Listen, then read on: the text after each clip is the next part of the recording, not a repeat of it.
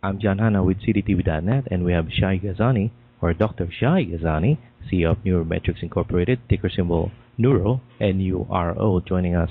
Thanks for joining us, sir. Thank you very much. I appreciate it. No, sir, why don't you give us a little bit of the background about your company? Great. Thank you for the opportunity. NeuroMetrix is a medical device company based outside of Boston. We were founded in 1996 as a technology spin-off from Harvard Medical School and MIT. And basically, we develop technology that stimulates peripheral nerves and measure signals from those nerves. And historically, we've used that technology to provide physicians with devices that help them assess nerves for various kinds of conditions, such as carpal tunnel syndrome or nerve-related complications of diabetes. And we built up a business around that. Over the last couple of years, we've transitioned our business to focusing exclusively on diabetes, and specifically within that, the nerve-related complications of diabetes.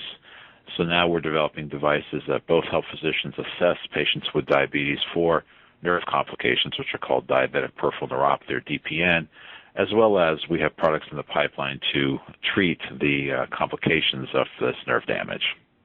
Okay, so pretty much you're focusing more on the diabetes drug now, right? And devices?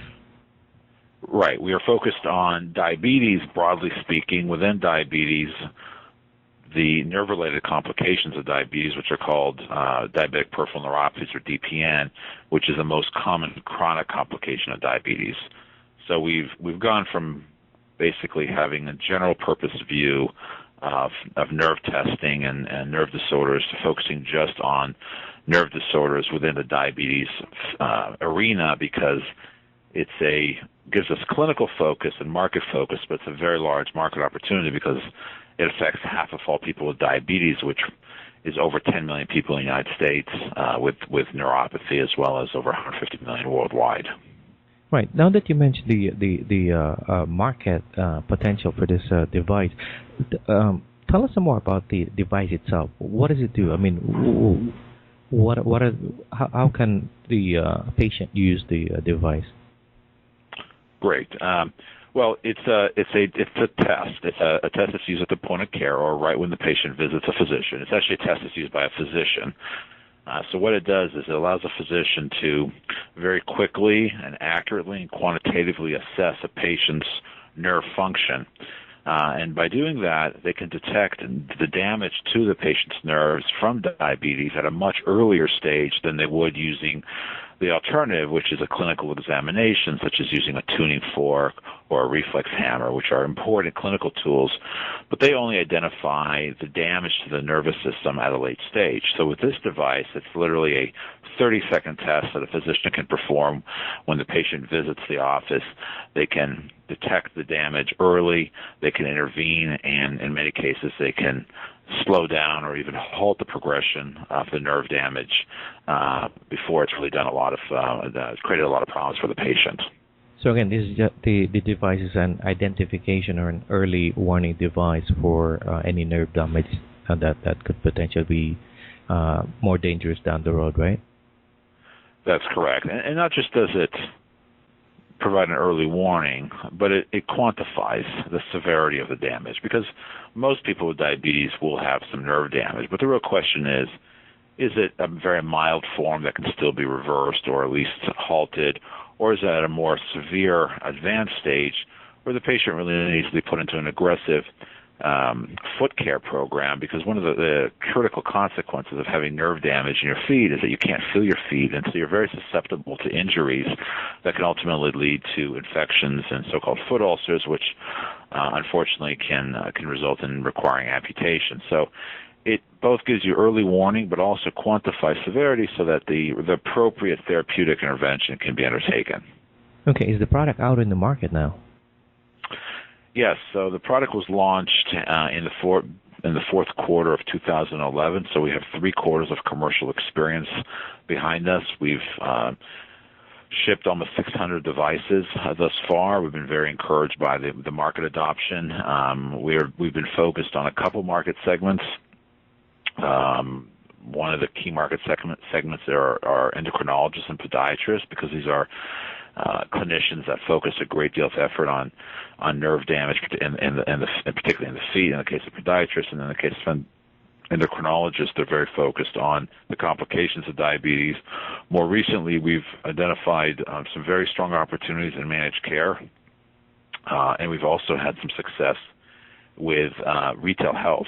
So, for example, Walmart Canada has deployed the device in 100 of their pharmacies that are staffed with diabetes specialists. So we're finding many pockets of market opportunity for the device, even in just the 3 quarters of experience that we've had thus far. Okay. Now, let's talk about the other device now, the Sensus. Tell us about Sensus. Yes. So Sensus is a therapeutic device, whereas NC-Set DPN Check, the device I was discussing, is a diagnostic device. So Sensus is a device which is a nerve stimulator, and what it does basically is it blocks pain signals. It's kind of looks like a band that's placed on the level of the calf, and it stimulates the nerves at that level. And by doing that, you can actually block the pain signals from the feet and the lower leg, such as the pain that's caused by diabetic peripheral neuropathy. So people with diabetes who have nerve damage, on one end of the spectrum, they lose sensation, but at the same time, somewhat paradoxically, they can have severe pain. So, and that pain can be extremely disruptive to their quality of life. So this is a device that is non-narcotic, it's not addictive, so it's not a pain medication, but it's a pain blocker. And it is something that a patient can wear and get on-demand pain relief by simply pressing the button that initiates the stimulation. So this is a device that we have had in development, is now being reviewed by the FDA, and we're hoping, pending FDA timelines, to launch the product in the 4th quarter of this year. And it's important for us because it allows us to expand our product portfolio and our market beyond just diagnostics to the therapeutic side of the equation, which allows us to tie the detection of neuropathy with our diagnostic to therapeutic options such as with Sensus. Okay, so both of these devices, you guys hold the patent, right? Oh yes, so these are highly proprietary devices, and we actually have many tens of patents on this type of technology, and we have specific patents on these devices as well. But because we've been in the space of nerve stimulation detection for over 15 years, we've developed a pretty comprehensive patent portfolio and continue to expand on that. Okay, so now that you have about 600 devices on the market now, what is stopping you guys from penetrating heavily into the market? Well, for this year, we're looking to achieve a goal of having 1,000 devices in the market by the end of the year.